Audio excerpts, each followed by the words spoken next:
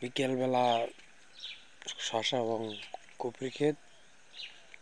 শশার গাছ মানে ফসল ভালো হয়নি, আগেই মারা গেছে। শশার গাছে অনেক ক্ষতি, মানে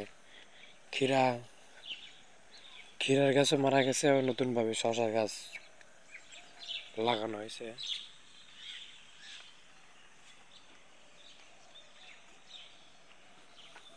কপি এবং শিরার ক্ষেত দেখেন সবাই।